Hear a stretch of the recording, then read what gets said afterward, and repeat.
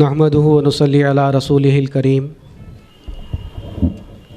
والمهدي الموعود عليه الصلاة والتسليم أما بعد فقد قال الله تبارك وتعالى في كلامه القديم والفرقان العظيم فأعوذ بالله من الشيطان الرجيم بسم الله الرحمن الرحيم واجعل لي من لدنك سلطانا نصيرا صدق الله العلي العظيم۔ صدر ذی احترام، مشائقین عظام، فقرائے کرام، بانیان مجلس، مہمانان خصوصی، معزز سامعین و محترم سامعات، ارشاد خداوندی ہے اللہ تبارک و تعالی نے رسول اللہ صلی اللہ علیہ وسلم کو جو دعا سکھائی اس کا ذکر کرتے ہوئے اللہ تعالیٰ فرماتا ہے کہ اے حبیب صلی اللہ علیہ وسلم، آپ کہیے، آپ دعا فرمائیے کہ اے میرے پروردگار، تو مجھے اپنی جانب سے غالب آنے والی نصرت عطا فرما۔ حضرت رسول اللہ صلی اللہ علیہ وسلم کی اس دعا کے نتیجے میں اللہ تبارک و تعالی نے جس ہستی کو مبعوث فرمایا اسی ہستی کو مہدی موعود کے نام سے یاد کرتے ہیں۔ اب اس کے باوجود لوگ پوچھتے ہیں کہ مہدی کی کیا ضرورت ہے؟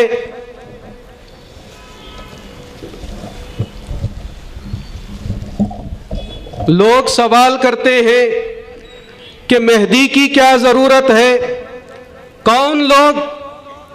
وہ لوگ جن کا دین سے کوئی سروکار نہیں، وہ لوگ جن کا دین سے دور دور تک کوئی واسطہ نہیں، وہ لوگ جن کی دین میں کوئی مداخلت نہیں، وہ لوگ جو دین پر عمل کرنے کا دعویٰ تو کرتے ہیں لیکن دین کی رتی برابر بھی سمجھ نہیں رکھتے، کیونکہ اگر دین کی سمجھ ہوتی تو کبھی یہ سوال نہ کرتے کہ مہدی کی کیا ضرورت ہے۔ ان کا یہ سوال کرنا کہ مہدی کی کیا ضرورت ہے اس بات کا سب سے بڑا ثبوت ہے کہ ان کو دین کی رتی برابر سمجھ نہیں، کیونکہ اگر دین کی سمجھ ہوتی تو وہ دیکھتے کہ اس آیت میں اللہ کیا دعا سکھا رہا ہے۔ وہ اللہ جس کا دین ہے، وہ اللہ جو خود دین والا ہے، وہ اپنے رسول کو، اس رسول کو جو صاحب دین ہے، اس رسول کو دعا سکھا رہا ہے کہ اے میرے حبیب، اے صاحب دین، آپ دعا فرمائیے کہ اے میرے پروردگار، تو اپنی جانب سے ناصر دین کو مبعوث فرما، مہدی دین کو مبعوث فرما کہ دین کو مہدی کی ضرورت ہونے پڑنے والی ہے۔ لوگ اس کے باوجود سوال کرتے ہیں کہ مہدی کی کیا ضرورت، حالانکہ دین کو کس کی ضرورت ہے اور دین کو کس کی ضرورت نہیں ہے، یہ طے کرنے کا حق نہ تو مجھے حاصل ہے، نہ تو آپ کو حق حاصل ہے، اور نہ ہی کسی دین پر عمل کرنے والے کو یہ حق حاصل ہے۔ یہ طے کرنے کا حق اگر ہے تو صرف اور صرف اس اللہ کو ہے جس کا یہ دین ہے، اور اس رسول کو ہے جو کہ صاحب دین ہے، اور اللہ خود فرما رہا ہے کہ دین کو ناصر کی ضرورت ہے۔ رسول اللہ صلی اللہ علیہ وسلم خود دعا فرما رہے ہیں کہ دین کو مہدی کی ضرورت ہے۔ اب اس کے بعد بھی یہ سوال کرنا کہ مہدی کی کیا ضرورت ہے، اس سے بڑی بے دینی اور بے ایمانی اور کیا ہو سکتی ہے؟ بہرکیف اس فقیر کو جو عنوان دیا گیا ہے کہ حضرت مہدی موعود ناصر دین خدا ہیں، ایسا معلوم ہوتا ہے کہ اس فقیر کے نازک کاندھوں پر ایک بہت بڑی اور بھاری ذمہ داری رکھ دی گئی ہے، جس کو میں بھی محسوس کر رہا ہوں اور یقیناً آپ بھی محسوس کرتے ہوں گے، کیونکہ دنیا کا یہ قانون ہے، بلکہ اللہ کا بھی یہی قانون ہے کہ ذمہ داری جتنی بڑی ہوتی ہے اس کو اٹھانے والی ہستی بھی اتنی ہی مضبوط ہونی چاہیے، ذمہ داری جتنی بھاری ہوتی ہے اس کو اٹھانے والی ہستی بھی اتنی ہی قوی ہونی چاہیے۔ اسی لیے جب اللہ کو اپنے دین کے لیے ایک فاتح بنانا تھا، اپنے دین کے لیے ایک صاحب بنانا تھا، تو اللہ نے کہا کہ ذمہ داری اتنی بڑی ہے کہ ایسی ویسی ہستی چل نہیں سکتی، ذمہ داری اتنی عظیم ہے کہ اسی معیار کی ہستی کی ضرورت ہے۔ تو اللہ نے اس عظیم کام کے لیے جس ہستی کا انتخاب کیا، اسی ہستی کو محمد مصطفیٰ صلی اللہ علیہ وسلم کے نام سے یاد کرتے ہیں۔ آپ اس سے بھی اندازہ لگا سکتے ہیں کہ جس دین کا فاتح محمد مصطفیٰ ہے، جس دین کے صاحب محمد مصطفیٰ ہے، اس دین کی عظمت کتنی بلند و بالا ہوگی، اس دین کی عظمت کتنی بڑی عالی شان ہوگی۔ اب ایسے عظیم دین کے لیے ایک ناصر کی ضرورت تھی، ایسے عظیم دین کے لیے ایک خاتم کی ضرورت تھی۔ تو اللہ نے کہا کہ یہ ذمہ داری اتنی بڑی ہے، یہ دین اتنا عظیم ہے کہ ایسی ویسی ہستی چل نہیں سکتی، بلکہ جیسا صاحب دین ہے ویسا ہی ناصر دین کی ضرورت ہے، جیسا فاتح دین ہے ویسا ہی خاتم دین کی ضرورت ہے۔ اگر محمد مصطفیٰ نہیں تو محمد مصطفیٰ سی ہستی کی ضرورت ہے، اگر محمد مصطفیٰ نہیں تو محمد مصطفیٰ جیسی ہستی کی ضرورت ہے۔ تو اللہ نے مہدی موعود کا انتخاب فرمایا۔ اس عظیم کام کے لیے اللہ تعالیٰ نے محمد مصطفیٰ صلی اللہ علیہ وسلم جیسی ہی ہستی کا انتخاب فرمایا، جس کو ہم مہدی موعود کے نام سے یاد کرتے ہیں۔ اب یہ بھی ایک المیہ ہے کہ جیسے ہی کہا جاتا ہے کہ مہدی موعود رسول اللہ صلی اللہ علیہ وسلم کے جیسے ہیں تو لوگوں کے کان کھڑے ہو جاتے ہیں کہ یہ کیا بات ہے، یہ کیسے ممکن ہے۔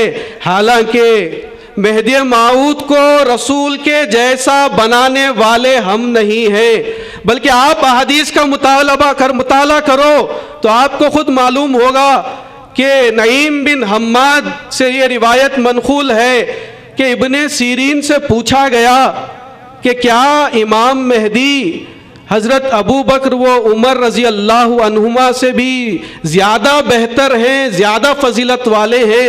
تو ابن سیرین نے جواب دیتے ہوئے فرمایا کہ تم شیخین کی کیا بات کرتے ہو، تم ابو بکر اور عمر کی کیا بات کرتے ہو، مہدی موعود تو وہ ہیں خدا کی قسم تمہارے نبی کے برابر ہیں۔ ابن سیرین فرما رہے ہیں ہوا واللہ کنبیکم، خدا کی قسم کھاتے ہوئے ابن سیرین فرما رہے ہیں کہ مہدی موعود تو تمہارے نبی کے برابر ہیں۔ تو ہم نے مہدی موعود کو رسول اللہ صلی اللہ علیہ وسلم کے جیسا نہیں بنایا۔ اگر تم کو پوچھنا ہے تو اس اللہ سے پوچھو جس نے بنایا، بنانے والے اللہ سے پوچھو، بتانے والے رسول سے پوچھو، سنانے والے ابن سیرین سے پوچھو، روایت کرنے والے نعیم بن حماد سے پوچھو، ان کا جو جواب ہوگا ہمارا بھی وہی جواب ہوگا، ان کا جو جواب ہے ہمارا بھی وہی جواب ہے۔ بہرکیف اللہ تعالیٰ کو صاحب دین کے جیسے ہی ناصر دین کی ضرورت تھی، تو اللہ تعالیٰ نے اپنے اس پسندیدہ دین کے لیے مہدی موعود کا انتخاب کیا۔ اس دین کے لیے آپ جانتے ہیں کہ اللہ کے نزدیک، اللہ کے پاس جو سب سے پسندیدہ دین ہے وہ دین اسلام ہے، جس کو ہر پیغمبر نے ہر دور میں اسی دین اسلام کو پیش کیا کہ اللہ کے سوا کوئی معبود نہیں اور اس کے ساتھ کسی کو شریک نہ کرو، اور بندگی کو خالص اللہ کے لیے کرتے ہوئے عبادت کرو۔ آدم علیہ السلام سے لے کر رسول اللہ صلی اللہ علیہ وسلم تک ہر پیغمبر نے اسی دین اسلام کو پیش کیا، اگرچہ کہ شریعتیں مختلف تھی لیکن تمام پیغمبروں نے اسی دین کو پیش کیا۔ چونکہ تمام پیغمبروں کا اتفاق اسی ایک دین پر رہا تو ہر پیغمبر نے اپنے ماقبل پیغمبروں کی تائید کی اور ماں باپ کے حالات کو اللہ کے حوالے کرتے ہوئے اللہ سے جا ملے، تو اللہ تعالیٰ نے اپنے دین کی نصرت و اشاعت کے لیے ایک کے بعد دیگر سلسلہ وار پیغمبروں کو بھیجتا رہا یہاں تک کہ رسول اللہ صلی اللہ علیہ وسلم کی تشریف آوری ہو گئی۔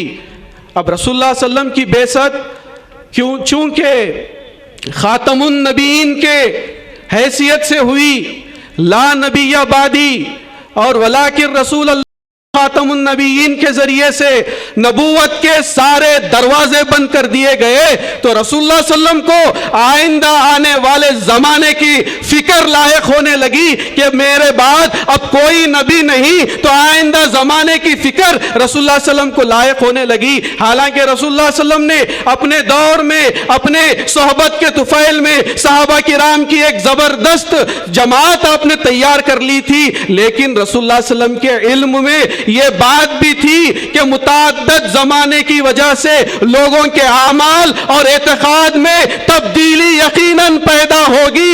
اسی فکر کو مد نظر رکھتے ہوئے، اپنی ذمہ داری کو محسوس کرتے ہوئے رسول اللہ صلی اللہ علیہ وسلم نے اللہ کی بارگاہ میں دعا کی، وَاجْعَلْ لِي مِن لَّدُنْكَ سُلْطَانًا نَصِيرًا، اے اللہ میرے دین کو، اے اللہ تیرے دین کو ایک ایسی ہستی کی ضرورت ہے، تو مبعوث فرما، تو ایسی ہستی کو مبعوث فرما جو سلطان نصیر ہو، جو سلطان و نصیر ہو۔ آپ رسول اللہ صلی اللہ علیہ وسلم کے ان الفاظ پر بھی غور کریں تو آپ کو معلوم ہوگا کہ سلطان سے مراد خوی کے آتے ہیں، برہان کے آتے ہیں، زبردست حجت کے آتے ہیں۔ تو گویا رسول اللہ صلی اللہ علیہ وسلم جانتے تھے کہ آئندہ زمانے میں ایسے حالات پیدا ہونے والے ہیں، ایسا دور آنے والا ہے کہ جب دین دنیا سے رخصت ہو جائے گا، لوگ بندگی کو غیر اللہ کی پرستش سے آلودہ کر دیں گے، دنیا داری دینداری پر غالب آ جائے گی، رسم و عادت اور فرض کی صورت اختیار کر لیں گے، بدعت سنتوں پر حاوی ہو جائیں گے، اور متاع دنیا اور حیات دنیا کو لوگ خدا سمجھ کر پوجنے لگیں گے۔ رسول اللہ جانتے تھے، تبھی تو رسول اللہ صلی اللہ علیہ وسلم نے یہ دعا کی کہ ایسی ہستی کو مبعوث فرما کہ جو میرے اس مشن کو اور تیرے دین کو غالب کرنے والی ہو اور نصرت پہنچانے والی ہو۔ اب اللہ کو ایسی صورت میں ایک ایسی ہستی کو مبعوث کرنا تھا جو دین کو نصرت پہنچانے والی ہو، لیکن چونکہ نبوت کے دروازے بند ہو گئے تھے تو اب کون ہستی ہو سکتی ہے جو دین کو نصرت پہنچا سکتی ہے؟ تو قرآن اور احادیث کی روشنی میں علماء اہل سنت کا یہ عقیدہ بیان کیا گیا، بالخصوص سعد الدین تفتزانی، امام بیہقی اور دیگر محققین نے یہ علماء اہل سنت کا یہ عقیدہ بیان کیا کہ ناصر دین خدا سے مراد مہدی موعود کی ذات ہے۔ لوگوں نے کہا، محققین نے کہا، یبسہو نصرت لدینہ کو استدلال کرتے ہوئے کہا کہ اللہ تعالیٰ مہدی کو مبعوث کرے گا تو اپنی دین کی نصرت کے لیے اللہ تعالیٰ مبعوث کرے گا۔ آپ لفظ نصرت پر بھی غور کریں تو آپ کو معلوم ہوگا کہ نصرت سے مراد مدد کے ہوتے ہیں۔ رسول اللہ صلی اللہ علیہ وسلم نے جب لفظ نصرت استعمال کیا، گویا رسول اللہ صلی اللہ علیہ وسلم جانتے تھے کہ دین کے حالات ایسے ہونے والے ہیں کہ دین کو مدد کی ضرورت آ پڑے گی، ورنہ رسول اللہ صلی اللہ علیہ وسلم کیوں استعمال کرتے؟ عام حالات میں، اچھے حالات میں مدد کی ضرورت نہیں ہوا کرتی، مدد تو اسی وقت ہوتی ہے جب دین میں بگاڑ پیدا ہونے کا اندیشہ ہو، جب دین میں بگاڑ پیدا ہو جائے تبھی اس کو مدد کی ضرورت پڑتی ہے۔ تو لہٰذا مہدی رسول اللہ صلی اللہ علیہ وسلم نے اللہ سے دعا کی کہ اے اللہ ایسی ہستی کو مبعوث فرما جو دین کو نصرت پہنچانے والی ہو، کیونکہ دین میں بگاڑ پیدا ہونے والا ہے۔ اب دین میں کیا اچھا ہے، دین کب اچھا ہے اور دین کے حالات کب بگڑ گئے ہیں، یہ طے کرنے کا کام نہ تو میرا ہے، نہ تو آپ کو حق حاصل ہے، اور نہ ہی کسی دین پر عمل کرنے والے کو یہ حق حاصل ہے۔ دین میں بگاڑ کب پیدا ہوا یہ طے کرنے کا حق ہے تو اس اللہ کو ہے جس کا یہ دین ہے۔ تو اللہ نے دیکھا کہ دین میں کب بگاڑ پیدا ہوا، تو اللہ تعالیٰ نے ایسی صورت میں مہدی موعود کو ناصر بنا کر دنیا میں مبعوث فرمایا۔ جن اوقات کے تعلق سے، جس دور کے تعلق سے خود امامنا مہدی موعود علیہ السلام نے فرمایا کہ بندے کو اللہ نے اس دور میں بھیجا، اس دنیا میں اس وقت بھیجا جبکہ دین دنیا سے رخصت ہو چکا تھا۔ اسلام کے دعوے دار جتنے تھے سب کے سب رسم و عادت اور بدعت میں مشغول ہو گئے تھے، اور دین کا، اسلام کا جو اصل مقصود ہے وہ ان میں باقی نہیں تھا، اگر باقی تھا تو چند مجذوبوں میں ہی باقی تھا۔ تو ایسے حالات میں اللہ تبارک و تعالیٰ نے مہدی موعود کو ناصر بنا کر دنیا میں مبعوث فرمایا۔ اب سوال یہ کہ مہدی موعود نے دین کی نصرت کس انداز میں کی، دین کی مدد کس انداز میں کی، تو آپ کو معلوم ہونا چاہیے کہ جس انداز میں مہدی موعود علیہ السلام نے دین کی نصرت کی ہے، دین کی مدد کی ہے، شاید ہی کوئی اور وہ اس طریقے پر، اس انداز میں کر سکتا تھا، کیونکہ دین کی مدد کرنے کے لیے، دین کو نصرت پہنچانے کے لیے پہلے دین کو سمجھنا پڑتا ہے۔ لوگوں نے دین کو ہی نہیں سمجھا تھا تو وہ کیا ہی دین کی مدد کر سکتے تھے۔ مہدی موعود علیہ السلام نے اس انداز میں آپ نے دین کی نصرت فرمائی کہ آپ نے بتا دیا کہ دین کیا ہے، دین کی حقیقت کیا ہے۔ مہدی موعود علیہ السلام نے دین کے پیمانے کو بتا دیا کہ لوگوں دیکھو دین کا پیمانہ ہے تو یہی ہے جس کو ہم مذہب ما کتاب اللہ و اتباع محمد رسول اللہ کے نام سے یاد کرتے ہیں۔ مہدی موعود علیہ السلام نے دین کو سمجھنے کا معیار، دین کو پرکھنے کا ترازو لوگوں کے ہاتھ میں دے دیا، کہا کہ وہ ترازو کتاب اللہ اور اتباع محمد رسول ہے صلی اللہ علیہ وسلم۔ مہدی موعود علیہ السلام نے اس انداز میں دین کی نصرت فرمائی کہ مہدی موعود علیہ السلام نے رسم و عادت اور بدعات کا خاتمہ کر دیا۔ مہدی موعود علیہ السلام نے رسم کے تعلق سے فرمایا، حالانکہ لوگ رسم سے مراد یہ جو شادی بیاہ میں رسومات ہوتے ہیں، لوگوں نے رسم سے مراد ان رسومات لے لیے تھے۔ مہدی موعود علیہ السلام نے رسم کی حقیقی تشریح بیان کر دی۔ مہدی علیہ السلام نے فرمایا کہ لوگوں رسم سے مراد ہر وہ عمل ہے، ہر وہ عبادت ہے جس میں جان نہیں ہوا کرتی، جس میں روح نہیں ہوا کرتی، اسی کو رسم کے نام سے یاد کرتے ہیں۔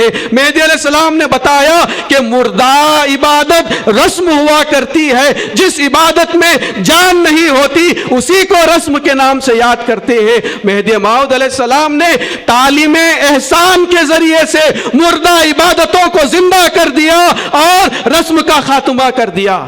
مہدی موعود علیہ السلام نے تعلیم احسان کے ذریعے سے عبادتوں کو زندہ کرتے ہوئے رسم کا خاتمہ کیا۔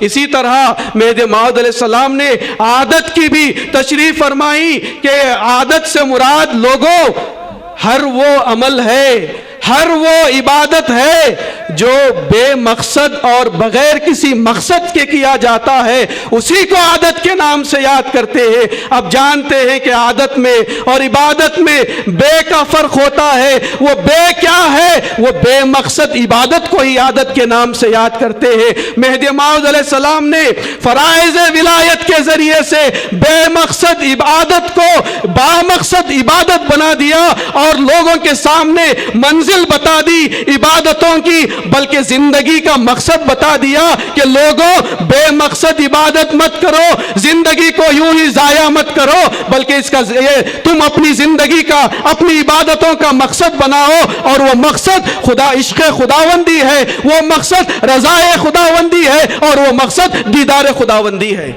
مہدی موعود نے عادت کو خاتمہ اس انداز میں کیا کہ لوگوں کو مقصد دے دیا، زندگی کا اور عبادت کا مقصد دے دیا۔ اسی طرح مہدی موعود علیہ السلام نے بدعتوں کا خاتمہ اس انداز میں کیا کہ رسول اللہ صلی اللہ علیہ وسلم کی کامل اتباع کرتے ہوئے، رسول اللہ کی تمام تر سنتوں کو زندہ کرتے ہوئے بدعتوں کا خاتمہ کیا اور بتا دیا کہ دیکھو بدعتوں کی تاریکی کو دور کرنے کے لیے طریقہ یہ ہے کہ تم سنتوں کا دیا جلاؤ، تاریکی خود بخود دور ہو جائے گی۔ تو اس انداز میں مہدی موعود علیہ السلام نے دین کی نصرت فرمائی کہ مہدی موعود علیہ السلام نے لوگوں کو دنیا کی محبت سے چھڑایا، دین کے حقیقی معنی بتلا دیے کہ لوگوں دین یہی ہے کہ مخلوق کا خالق سے قریب ہونا، اسی کو دین کے نام سے یاد کرتے ہیں۔ مہدی موعود علیہ السلام نے فرمایا کہ دین کیا ہے؟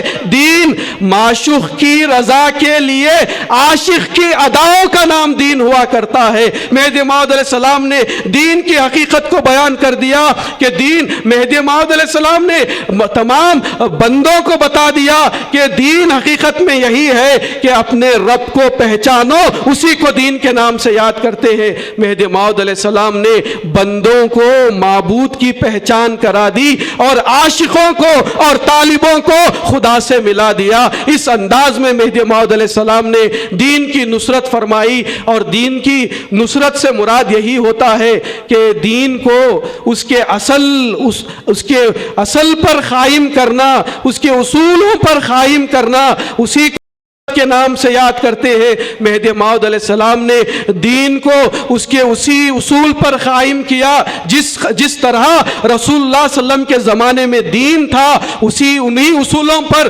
مہدی موعود علیہ السلام نے دین کو قائم کرتے ہوئے بتا دیا کہ حقیقی دین یہ ہوا کرتا ہے۔ وقت ہوا چاہتا ہے بالآخر آپ سے یہی التماس کرتے ہوئے اپنی اس گفتگو کو یہ فقیر ختم کرتا ہے کہ بحمداللہ اللہ تعالیٰ نے اپنے فضل و کرم سے ہم کو قوم مہدویہ میں پیدا کیا، اس قوم میں پیدا کیا جس قوم کا پیشوا ناصر دین خدا ہے، اس قوم میں پیدا کیا جس قوم کا پیشوا ہمسر رسول ہے، اس قوم میں پیدا کیا جس قوم کا پیشوا رسول اللہ کی کامل اتباع کرنے والا ہے۔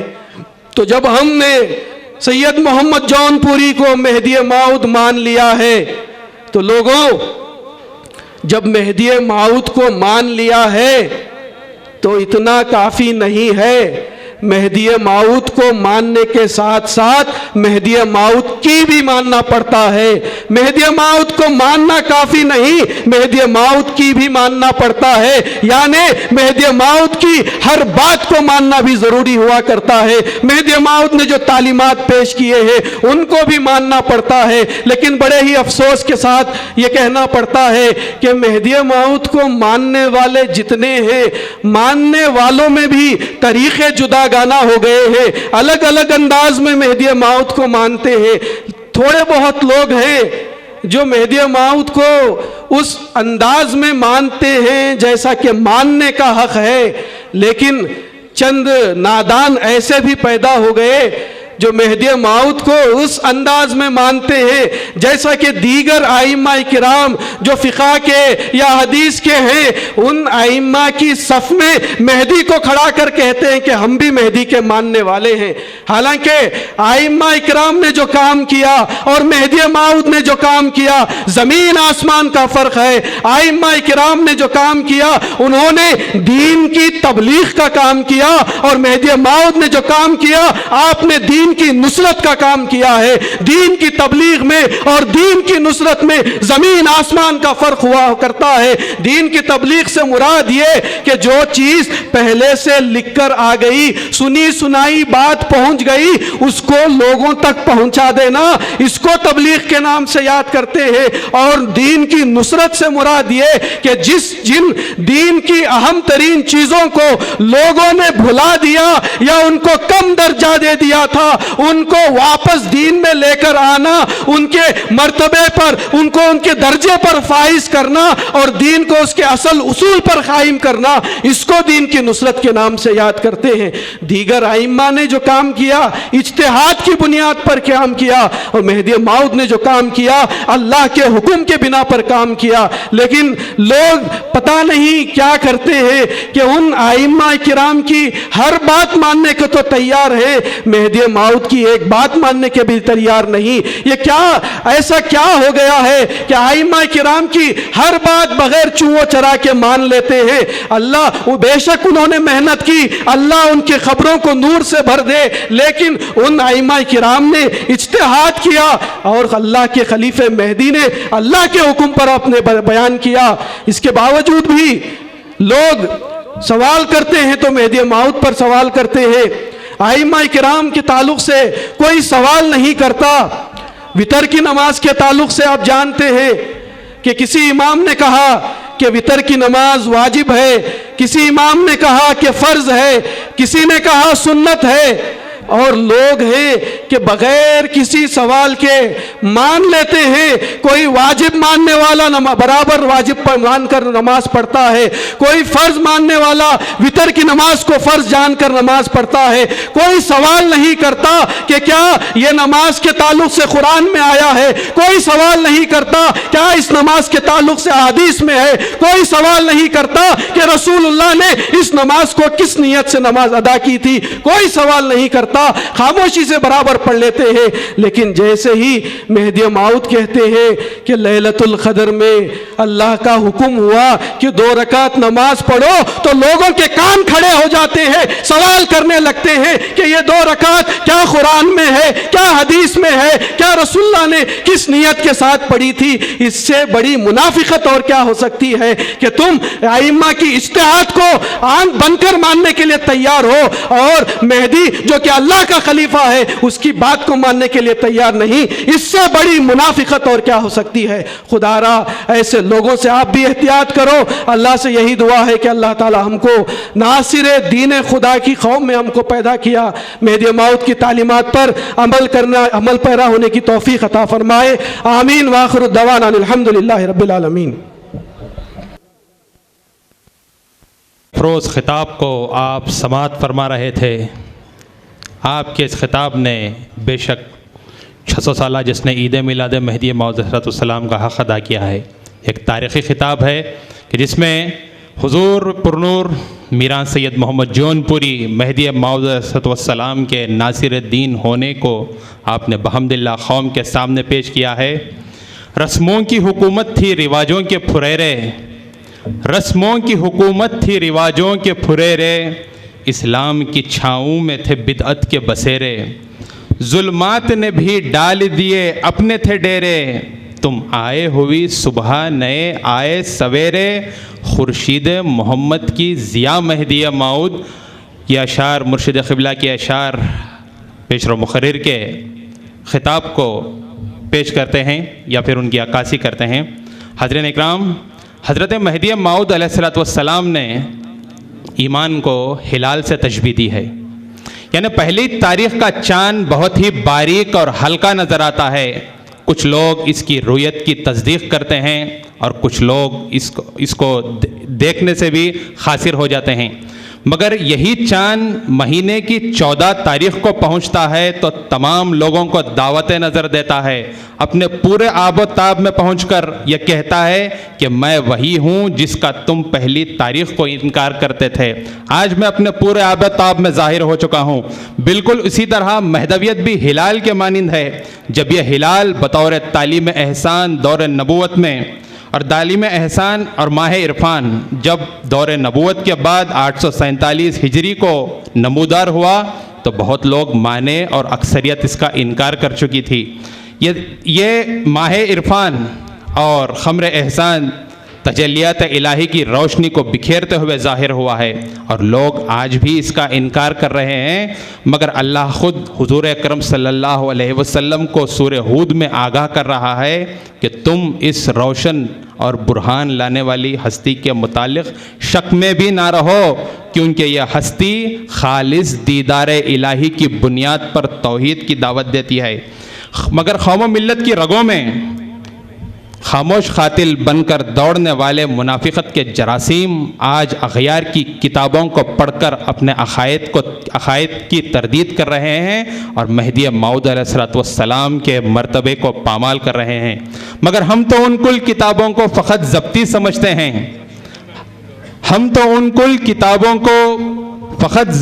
سمجھتے ہیں، جنہیں پڑھ کر بیٹے باپ کو خپتی سمجھتے ہیں۔ حاضرین اکرام، آج کے اس پرآشوب دور میں جہاں حضور اکرم صلی اللہ علیہ وسلم کے کمپیریزن میں مہدی موعود کو لا کر کھڑا کیا جا رہا ہے، حالانکہ حضور اکرم صلی اللہ علیہ وسلم اور مہدی موعود علیہ السلام کا مرتبہ ایسا ہے کہ مہدی حضور کے کمپیریزن میں آنے والی ہستی کا نام نہیں، بلکہ مہدی حضور کے کمپینین میں آنے والی ہستی کا نام ہے، کیونکہ یہ وہ ہستی ہے جو امت محمدیہ کو ہلاکت سے بچانے والی ہے۔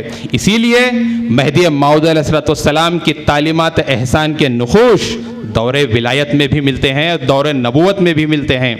تو اسی عنوان پر کہ نقوش ولایت دور نبوت میں، اس عنوان پر بیرونی مقرر حضرت پیر و مرشد مشائخ سید نور محمد تحسین میاں خنمیری قبلہ جو مہندرگی مہاراشٹرا سے تشریف لائے ہیں، میں آپ کو اس عظیم الشان جلسے میں دعوت دیتا ہوں کہ آپ آئیں اور آپ اپنے بصیرت افروز خطاب سے قوم کو نوازیں اور ہمارے ایمان کو تازہ کریں۔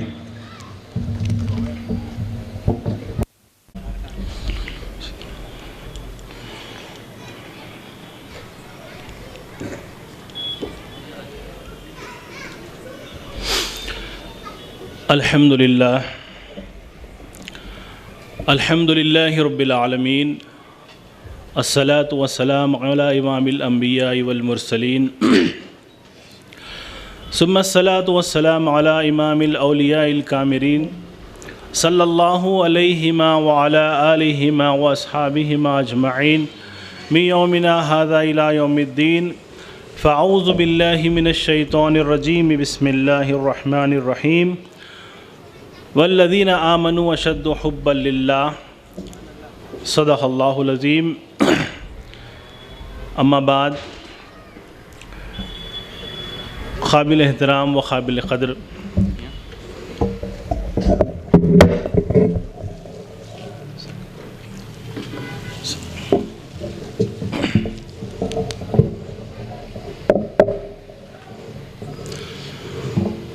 صدر جلسہ،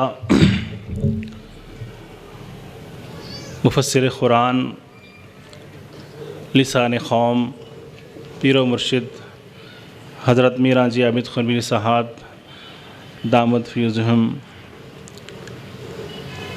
و نگران کار جلسہ حضرت پیر و مرشد مولانا مولوی الحاج نواز ملت سید عبدالحی ابراہیمی صاحب دامت برکاتہم،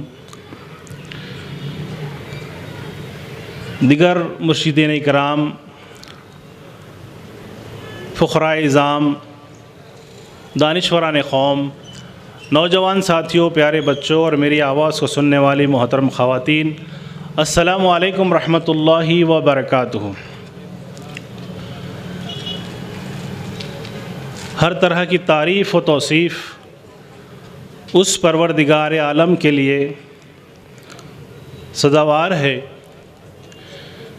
جو اپنی شان بیان کرتے ہوئے، کیونکہ اس کی شان ہم کیا بیان کریں گے، ہماری اوقات کیا، ہماری ذات کیا، اس کی شان اس کے ہی کلام سے سورہ لقمان میں اللہ تعالیٰ فرماتا ہے کہ اگر تمام سمندروں کو سیاہی بنا دی جائے اور تمام دنیا کے درختوں کو قلم بنا لیا جائے، ہماری عقلوں میں آنے والی بات نہیں ہے، ہماری سمجھ میں آنے والی بات نہیں ہے کہ ہمارا پروردگار کتنا عظیم ہے، تو سمجھانے کی کوشش کر رہا ہے کہ تمام سمندروں کی سیاہی بنا دی جائے اور روئے زمین پر جتنے درخت ہیں ان کے قلم بنا لیے جائیں اور لکھنا شروع کیا جائے کہ میرا پروردگار عالم ایسا ہے، ایسا ہے، ایسا ہے، ایسا ہے۔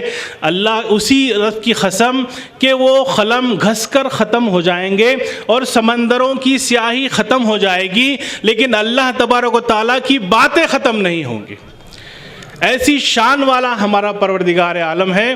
اور حضرات گرامی، وہ اللہ جو بندوں پر اتنا مہربان ہے، اتنا شفیق ہے، ہم ایمان والوں کی بات نہیں کر رہے، ہم مصدقین کی بات نہیں کر رہے، ہم مسلمین کی بات نہیں کر رہے، ہم مومنین کی بات نہیں کر رہے، یہ پروردگار عالم کی محبت اللہ اپنی مخلوق سے کتنی زیادہ ہے، آپ اس بات کو سمجھتے ہوئے کہ یہ ولایت کا جو عنوان دیا گیا ہے، جو دور نبوت میں اس کے نخوش بتانا ہے، تو یہ ولایت اللہ تبارک و تعالیٰ کی محبت، رغبت اور ایک دوستی کا نام ہے۔ تو اللہ تبارک و تعالیٰ اپنی طرف سے اپنی مخلوق سے محبت کیسی کرتا ہے، میں بات مسلمین کی نہیں، مومنین کی نہیں، مصدقین کی نہیں، ایک اہل شرک ہے یہ پکار رہا ہے۔ حضرات گرامی، اللہ تبارک و تعالیٰ لبیک یا عبدی، لبیک یا عبدی کی صدائیں بلند کر رہا ہے۔ تو حضرت جبرائیل امین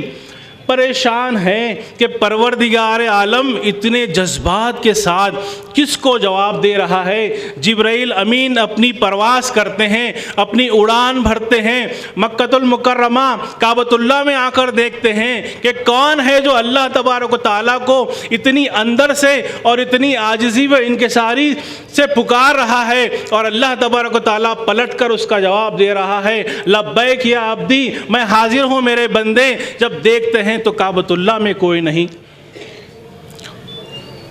پھر بیت المقدس میں جاتے ہیں، وہاں پر دیکھتے ہیں کوئی ایسا بندہ ہوگا اللہ کا ماننے والا جو پکار رہا ہوگا، جس کے جواب میں اللہ تعالیٰ جواب دے رہا ہوگا، لیکن وہاں پر بھی دیکھتے ہیں ایسا کوئی بندہ نہیں۔ لہٰذا آپ نے بڑے بڑے مقدس مقامات کو دیکھ لیا لیکن کوئی نہیں ملا۔ پھر پروردگار عالم کے پاس آئے، حاضر ہو کر کہنے لگے، پروردگار تو کس بندے کو جواب دے رہا تھا؟ اور اتنی محبت سے جواب دے رہا تھا کہ اے میرے بندے میں حاضر ہوں۔ تو اللہ تبارک و تعالیٰ کہتا ہے کہ ایک فلاں جگہ صنم خانہ ہے، وہاں پر جا کر دیکھو۔ تو جبرائیل امین جب جاتے ہیں، ایک بت خدے میں جا کر دیکھتے ہیں ایک آدمی اپنے بت کے سامنے کھڑا ہو کر یا صنم کہنے کی جگہ اس کی زبان میں لکونت آ گئی، تو یا سمد کہہ رہا ہے، اور سمد اللہ تبارک و تعالیٰ کا نام ہے، اس کی صفت ہے۔ تو اللہ تبارک و تعالیٰ وہ یا سمد کے جواب میں لبیک یا عبدی کہہ رہا ہے۔ یہ اللہ کو ماننے والا نہیں ہے، یہ مشرک ہے، بتوں کو ماننے والا ہے، اس کا اللہ تعالیٰ جواب اس طرح سے دے رہا ہے۔ تو آپ بتائیے کہ مسلمین کا کیا حال ہوگا، پھر آگے مومنین کا کیا حال ہوگا، اور اس کے بعد جب مصدقین پکارتے ہوں گے تو اس کا کیا جواب دیتا ہوگا۔ حضرات گرامی، حضرت جبرائیل امین جب رسول اللہ صلی اللہ علیہ وسلم کے پاس آئے، مشکات شریف کی حدیث ہے اور متفق علیہ حدیث ہے، آپ نے دین سکھایا۔ مختصر طور پر حدیث پر روشنی ڈالتے ہوئے نکلتا ہوں۔ پہلے اسلام کے بارے میں سوال کیا، اس کا جواب دیا گیا، پھر ایمان کے بارے میں سوال کیا، اس کا جواب دیا گیا، پھر احسان کے بارے میں سوال کیا گیا، اس کا بھی جواب دیا گیا۔ رسول اللہ صلی اللہ علیہ وسلم نے جبرائیل امین جو انسانی شکل میں آئے تھے، جانے کے بعد اصحاب سے پوچھا کہ جانتے ہو یہ کون ہے؟ تو اصحاب نے کہا اللہ و رسولہ عالم۔ رسول اللہ کچھ نہیں جانتے کہنے والے یہ حدیث نہیں پڑھتے ہوں گے کیا؟ رسول اللہ کچھ نہیں جانتے یہ کہنے والے کی نظروں سے یہ حدیث نہیں گزرتی؟ ارے صحابہ کا عقیدہ، صحابہ کا جواب، جب بھی کوئی چیز کو نہیں جانتے تو کیا کہتے؟ اللہ اور اس کا رسول بہتر جانتا ہے۔ تو پھر تمہارا عقیدہ نیا کہاں سے آیا کہ تم کہتے ہو کہ رسول اللہ نہیں جانتے. لہٰذا رسول اللہ صلی اللہ علیہ وسلم فرمایا یہ جبرائیل امین تھے جو تمہارا دین تمہیں سکھا رہے تھے. حضرات گرامی، یہ احسان تک پہنچنا بہت اوپر کی بات ہے، اس لیے لوگوں کو ہضم نہیں ہوتا، سب سر کے اوپر سے جاتا ہے. یہ احسان پر وہ لوگ پہنچتے ہیں جو اللہ تبارک و تعالیٰ کی محبت، جو میں نے پہلے آپ کے سامنے بیان کی کہ کیسی اس کی مخلوق کے ساتھ ہے، تو اس محبت کو سمجھنے کے لیے جب قرآن کی طرف آتے ہیں اور اتباع رسول کی طرف آتے ہیں. مجھے مہدویہ دائروں میں ابھی جانے کی اجازت نہیں ہے، میں ادھر ہی رہوں گا، نبوت کے طرف ہی رہوں گا، انشاءاللہ کوشش کروں گا. تو جب قرآن پڑھتا ہے تو قرآن میں اللہ تعالیٰ فرماتا ہے کہ میری تخلیق پر غور و فکر کرو اور اپنے آپ میں بھی غور و فکر کرو. جب وہ غور و فکر کرنے لگتا ہے تو دیکھتا ہے کہ دنیا اور آسمان کی تخلیق کتنی خوبصورت ہے، اور آپ خود دیکھتے ہیں، میں خود دیکھتا ہوں. اور حضرت گرامی ایک مثال بتا کر آپ آگے بڑھتا ہوں کہ جب ہمایوں نے کشمیر کو دیکھا، اس کی خوبصورتی کو دیکھا، تو دیکھ کر کہنے لگا کہ اگر دنیا میں جنت کہیں ہے تو وہ یہیں ہے، یہیں ہے، یہیں ہے. یہ جس کو بنایا گیا ہے اس کی خوبصورتی کا یہ حال ہے، اور جس نے بنایا ہوگا اس کا کیا حال ہوگا. تو جب قرآن پڑھتا ہے اللہ جمیل و یحب الجمال، تو پھر اب تڑپ پیدا ہوتی ہے کہ میرے خالق نے دنیا اتنی اچھی بنائی ہے، اب وہ کیسا ہوگا. تب وہ خالق کی لو میں لگ جاتا ہے، خالق اللہ اللہ کرنے لگ جاتا ہے. یعنی دوسرے الفاظ میں کہوں کہ ذکر اللہ میں مشغول ہو جاتا ہے، اللہ کی دھن لگ جاتی ہے. اب یہ دیکھتا ہے کہ یہ دھن، میری دھن میں جو ڈسٹربنس ہو رہا ہے یہ مخلوق کا ڈسٹربنس ہو رہا ہے، یہ خلق مجھے ڈسٹرب کر رہی ہے. اب یہ ڈسٹربنس سے میں دور کس طرح جاؤں کہ میرا کنیکشن، میری دوستی، میرا جو کنیکشن اللہ سے لگا ہے اس کو کیسے میں مضبوط کروں، یا ڈسٹربنس سے کیسے دور جاؤں. تو پھر وہ رسول اللہ کو دیکھتا ہے کہ رسول اللہ صلی اللہ علیہ وسلم نے کیا کیا تھا. تو رسول اللہ صلی اللہ علیہ وسلم کی سیرت میں پڑھتا ہے. ہر سیرت نگار لکھتا ہے یہ تو نبوت سے پہلے کا واقعہ ہے کہ رسول اللہ صلی اللہ علیہ وسلم غار حرا کو چلے جایا کرتے اور کئی کے دن وہیں پر رہتے. ارے کیا کرتے؟ ذکر اللہ کرتے. اور ذکر اللہ کیسے کرتے؟ حالانکہ مکہ ہے اور بیت اللہ ہے، اللہ کا گھر ہے جہاں کی ایک نماز پڑھنے کا 1,00,000 نمازوں کا ثواب ہے. کعبۃ اللہ کے سامنے بھی تو ذکر کر سکتے تھے، لیکن وہاں پر مشرکین مکہ کا ایک شور و غل ہے. لہٰذا عزلت عن الخلق کرو اور غار حرا کی طرف چلے جاؤ اور ذکر اللہ کرو. یہ رسول اللہ نے کیا. تو یہی بندہ جو اللہ سے اپنا ربط قائم رکھنا چاہتا ہے، عزلت عن الخلق کرتا ہے، اس کے بعد اللہ کے ذکر میں لگ جاتا ہے. اور اس کے بعد جب اسے معلوم ہوتا ہے کہ میں اپنے ذکر میں آگے نہیں بڑھ رہا ہوں، تو پھر جب سوچتا ہے کہ میں کیا کروں، وہ کیا کرتا ہے کہ ہر فیلڈ میں ایک استاد کی ضرورت ہے. تو پھر یہ تو دین کا معاملہ ہے، اللہ کا راستہ ہے، یہاں پر ایک استاد کی ضرورت ہے. تو اللہ نے فرمایا کونوا مع الصادقین، کہ صادقین کے ساتھ رہو. تو اب اس صادقین کو ڈھونڈنے نکلتا ہے. اور یہاں پر اگر اسے محسوس ہوتا ہے کہ اگر یہاں پر میں رہوں گا تو میری عبادت صحیح نہیں ہوگی اور مجھے اپنی دین کا خطرہ ہوگا، یا پھر یہ سوچتا ہے کہ میں یہاں سے دور جاؤں اور کسی صادق کی صحبت میں رہوں اور اپنا آگے کا راستہ طے کروں، تو وہ پھر ہجرت کرتا ہے اپنے ایمان کو بچانے کے لیے، یا پھر اپنے آگے کے مراتب کو پورا کرنے کے لیے صحبت صادقین، جسے ہم مرشد کی بیعت کہتے ہیں، اس کو اختیار کرتا ہے. اور صحبت صادقین اختیار کرنے کے بعد اس کی منزلیں آسان ہوتی رہتی ہیں. تو پھر کیا کرتا ہے کہ یہ چھوٹا موٹا ذکر کام نہیں کر رہا ہے، لہٰذا میں اب دنیا کو ہی ترک کرتا ہوں. کیسے معلوم ہوا اسے دنیا ترک کرنی ہے؟ مہدویہ دائرے میں ابھی آیا نہیں، میں خود بھی نہیں جانے والا. تو پھر سیرت رسول کو دیکھتا ہے. تو سیرت رسول میں اسے ایک دائرہ نظر آتا ہے جو صفا یعنی اصحاب صفا جسے کہا جاتا ہے، جن کا ایک چبوترا ہے، مسجد نبوی کے بازو ہے، اور چبوترے پر ہی ان کی دنیا ہے۔ اور ان کی دنیا کیا ہے؟ یہ انہوں نے گھر بار کیوں چھوڑا، انہوں نے بیوی بچوں کو کیوں چھوڑا، انہوں نے اپنی زمینات کو کیوں چھوڑا، کس لیے چھوڑا؟ کیونکہ لگ رہا ہے کہ تھوڑے بہت ذکر سے کام نہیں بن رہا ہے، اللہ کی قربت کم حاصل ہو رہی ہے، لہٰذا انہوں نے سب کچھ چھوڑا اور اللہ کے رسول صلی اللہ علیہ وسلم کی صحبت کے لیے، ان کے نورانی چہرے کے دیدار کے لیے سب کچھ چھوڑ کر اس چبوترے کی زندگی کو اختیار کیا ہے۔ اور ان کے پاس نہ پہننے کے لیے پورا کپڑا ہے، نہ کھانے کے لیے روٹی ہے، جس کی تصویر کشی حضرت ابو ہریرہ رضی اللہ تعالیٰ عنہ بیان فرماتے ہیں، جو کہ حدیث مسلم شریف کی حدیث ہے۔ اور اللہ کے رسول صلی اللہ علیہ وسلم کی صحبت میں رہنے والے وہ اس زمانے کے فقراء کی اس کے حال کو بیان کرتے ہیں۔ حدیث کا نمبر 1372 ہے، مسلم شریف کی حدیث ہے۔ حضرت ابو ہریرہ رضی اللہ تعالیٰ عنہ جو کہ اصحاب صفا میں ہے، فرماتے ہیں کہ کبھی کبھی بھوک سے میرا یہ حال ہوتا کہ میں اپنے پیٹ کو زمین سے لگا دیتا، یعنی آپ پر غشی طاری ہوتی اور آپ بے ہوش ہو جاتے، اور بے چین ہو کر میں لوگوں کے راستوں پر جا کر بیٹھ جاتا۔ ایک مرتبہ ایسا ہی ہوا، برداشت نہیں ہوا، اور میں ایک مرتبہ لوگوں کے راستے پر آ کر بیٹھ گیا۔ میں نے دیکھا کہ ابو بکر صدیق رضی اللہ تعالیٰ عنہ آ رہے ہیں، میں خوش ہو گیا، اب کچھ کام بن جائے گا، پیٹ کی آگ بجھے گی۔ حضرات گرامی، ابو بکر صدیق آنے کے بعد ابو ہریرہ رضی اللہ تعالیٰ عنہ فرماتے ہیں کہ میں نے ان سے قرآن کی ایک آیت کے بارے میں سوال کیا، انہوں نے جواب دیا، لیکن میرا سوال کرنے کا مقصد یہ تھا کہ وہ مجھے اپنے گھر لے جائیں اور کچھ کھلائیں پلائیں، لیکن انہوں نے میری صورت سے میرے اندر کی حالت کو نہیں سمجھا اور چلے گئے۔ اس کے بعد حضرت عمر رضی اللہ تعالیٰ عنہ تشریف لے آئے، میں نے ان سے بھی ایک آیت کے بارے میں پوچھا، جواب دیا اور چلے گئے۔ میری صورت کو دیکھ کر میرا حال نہیں سمجھا۔ اب میں خوش ہو گیا کہ سید الانبیاء محمد عربی صلی اللہ علیہ وسلم تشریف لا رہے ہیں، میری صورت کو دیکھ کر مسکرا دیے اور کہا، اے ابو ہریرہ کیا حال ہے؟ آؤ میرے پیچھے پیچھے آؤ۔ پیچھے پیچھے آ رہے ہیں۔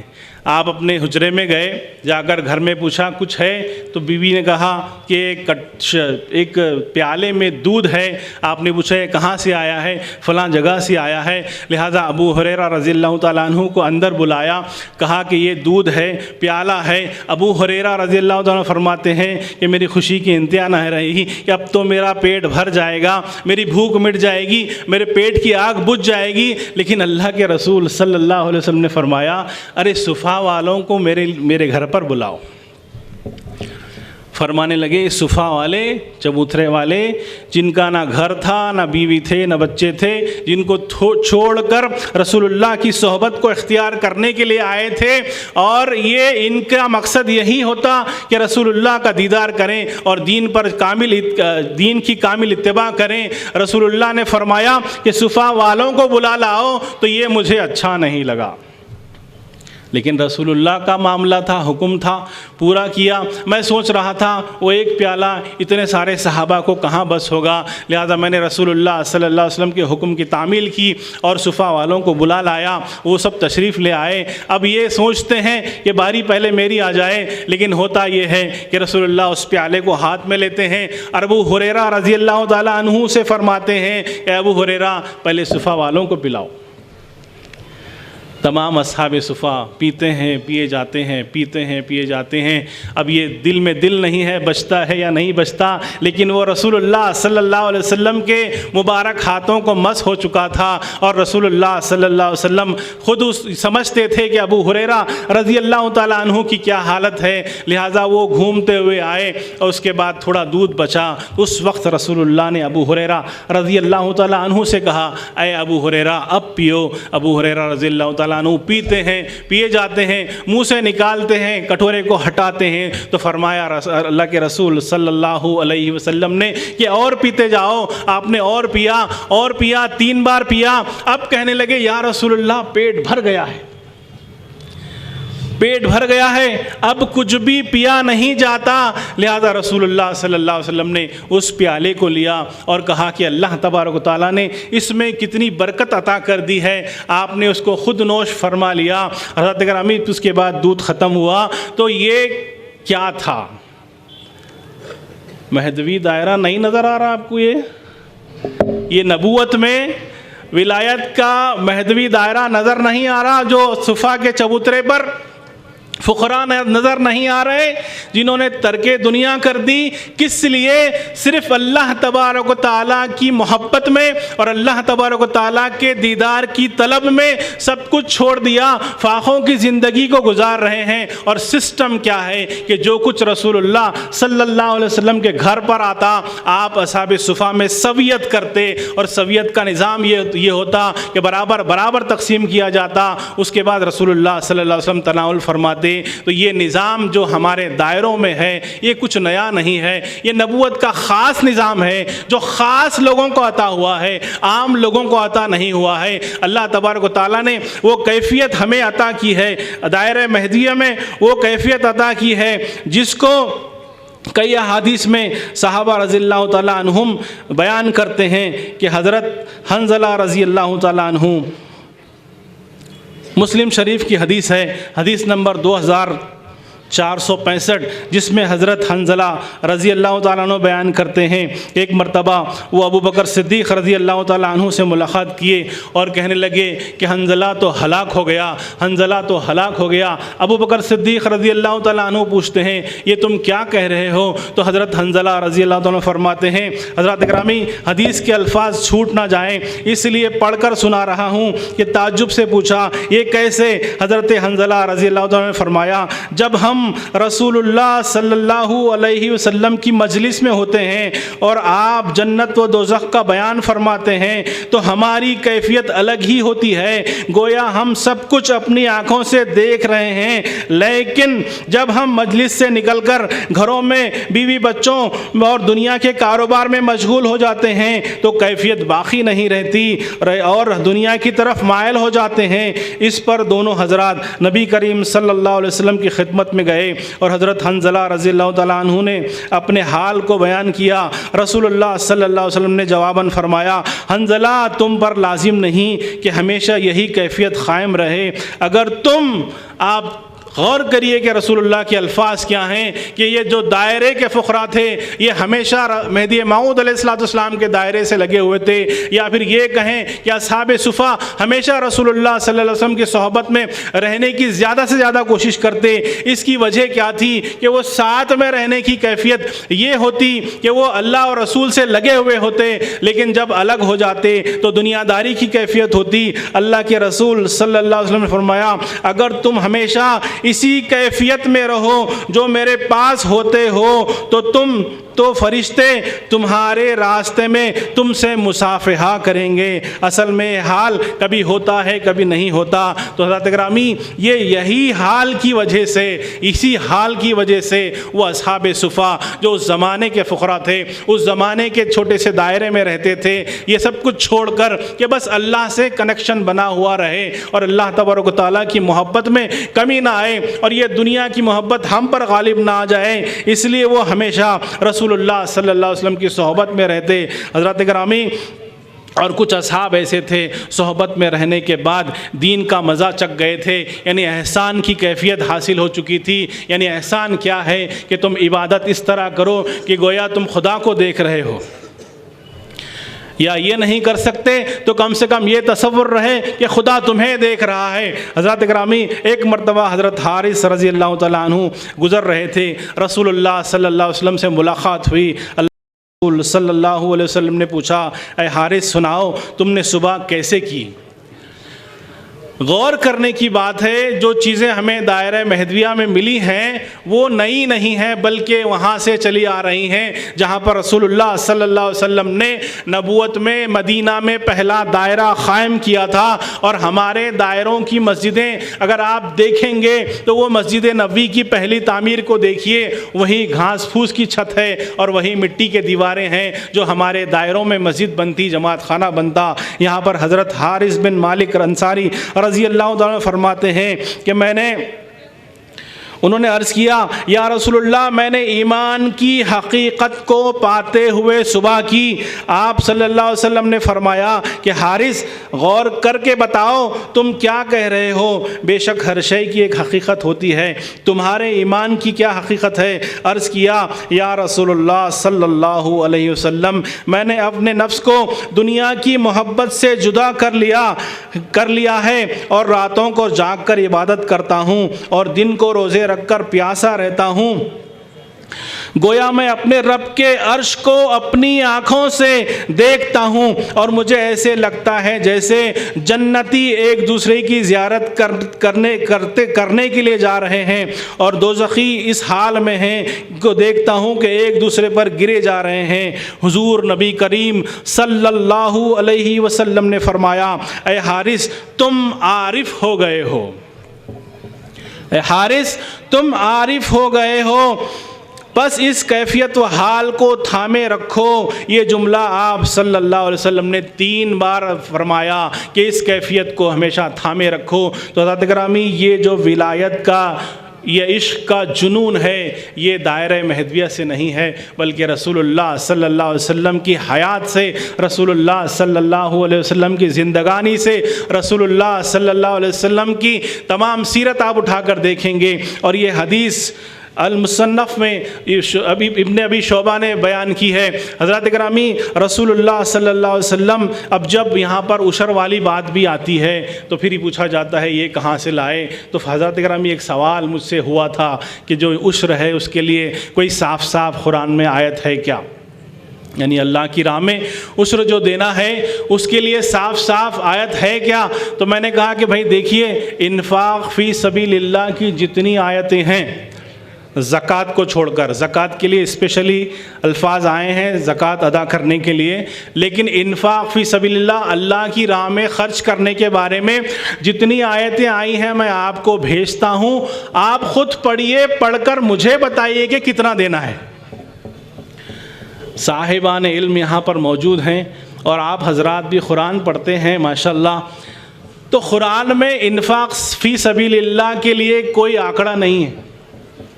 فقیر اس نتیجے پر پہنچا ہے کہ جو ہمارے امام مہدی موعود علیہ السلام نے عشر کا حکم دیا ہے وہ بیس ہے، کم سے کم عشر تو دے دو۔ ایک جگہ پوچھا گیا کتنا اللہ کی راہ میں کتنا دینا ہے تو اللہ نے فرمایا خل العف، جو تمہاری ضرورت سے زیادہ ہے وہ دے دو۔ تو کس میں اتنی ہمت ہے جو ضرورت سے زیادہ دے دیں؟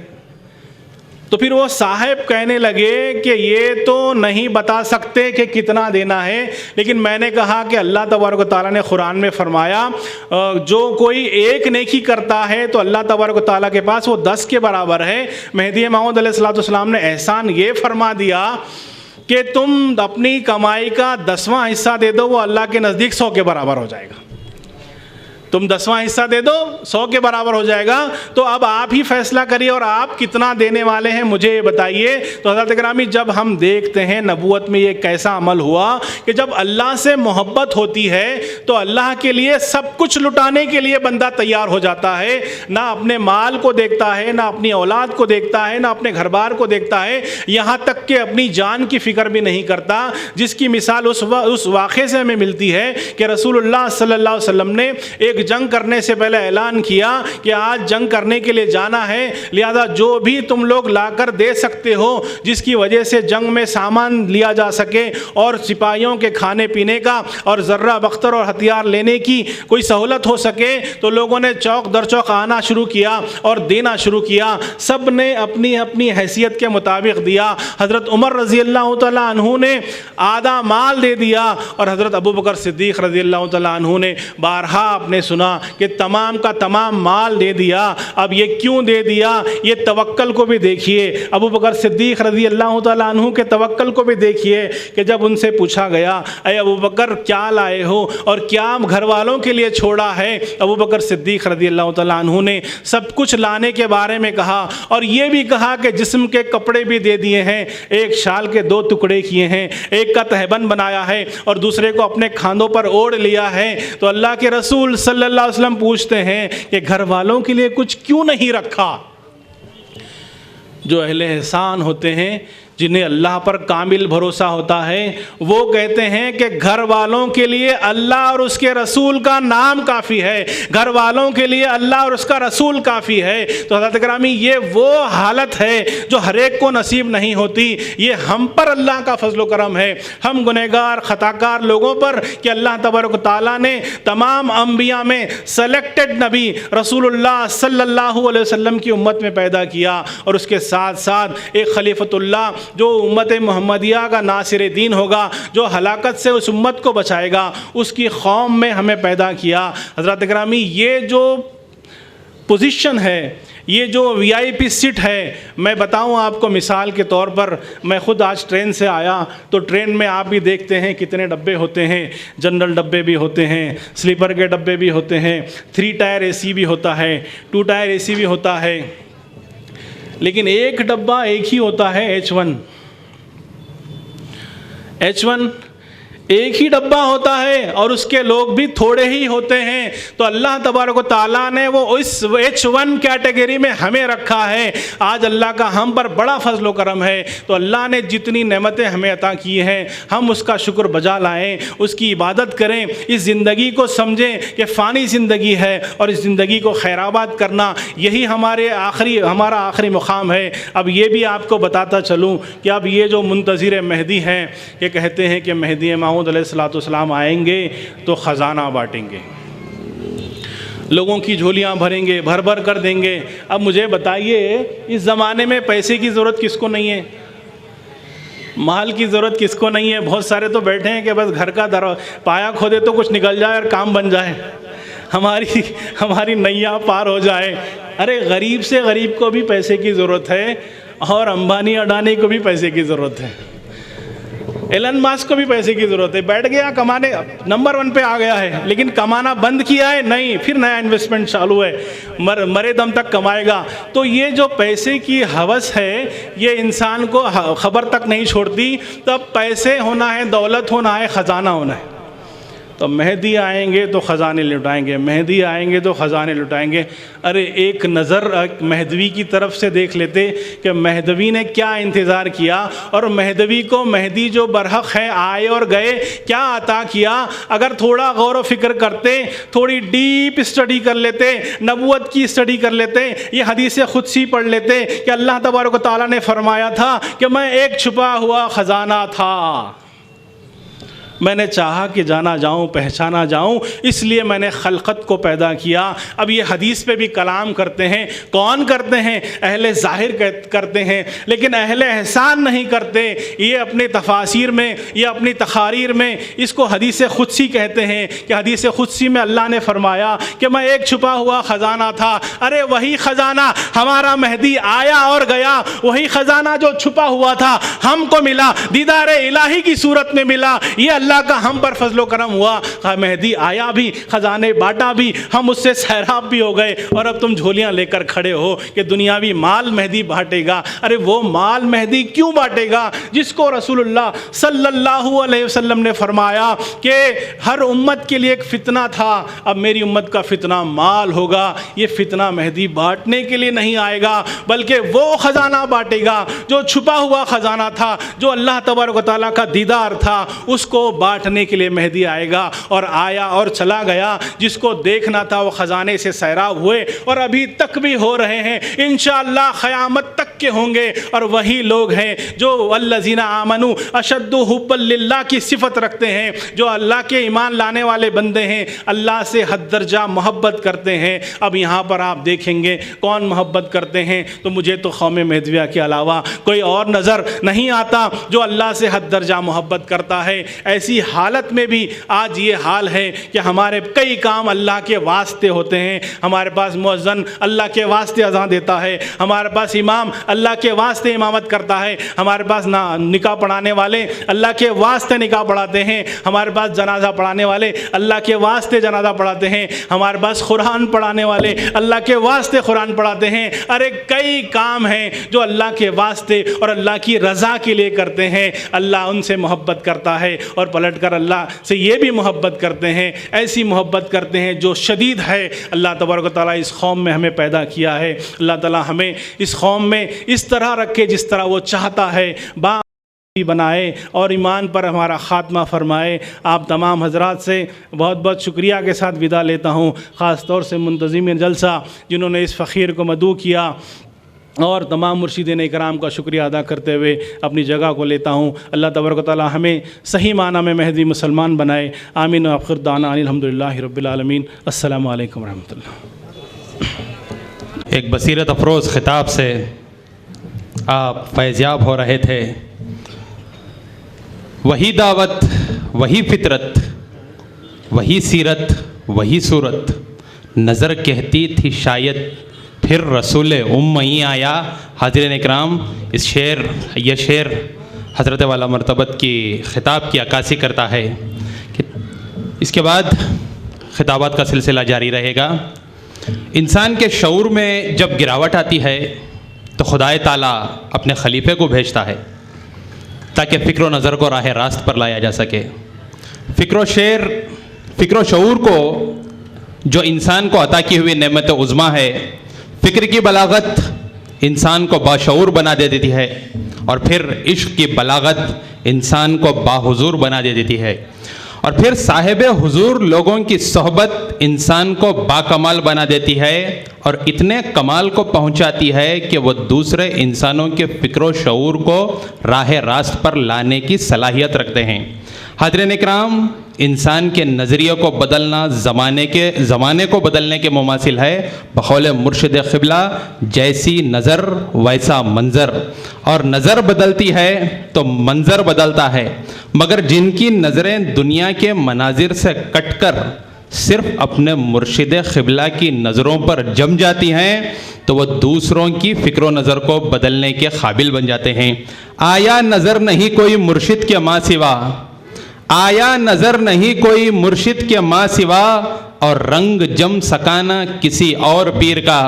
حاضرین اکرام، ایک اور مثال کے ذریعے سے آپ کو سمجھانا چاہتا ہوں کہ مرغی جب ایک انڈا دیتی ہے تو بار بار پکار کر کہتی ہے، مگر سیپ اپنے اندر موتی کو چھپائے رکھتا ہے، خاموش بیٹھتا ہے۔ اسی طرح مہدویت کے خلاف ہلہ بولنے والی اور آوازیں جو لگتی ہیں وہ لگاتار پکارتی رہتی ہیں، لیکن عشق کے بحر بے کرام فیض کے گوہر کی پہچان رکھنے اور اپنی مثال آپ رہنے والے، اور جب بولنے کی باری آتی ہے تو وقت پر بولنا، منفرد سوچنا اور مختصر بولنا اب اس مقرر کی شان ہے، جن کے مخصوص انداز میں اور فیض کے موتیوں کو بکھیرنا ان کی شان ہے، جو انسان کے فکر کا نہیں بلکہ اس کے شعور کا، اس کے سوال کا نہیں بلکہ اس کے فکر و شعور کا جواب دیتے ہیں۔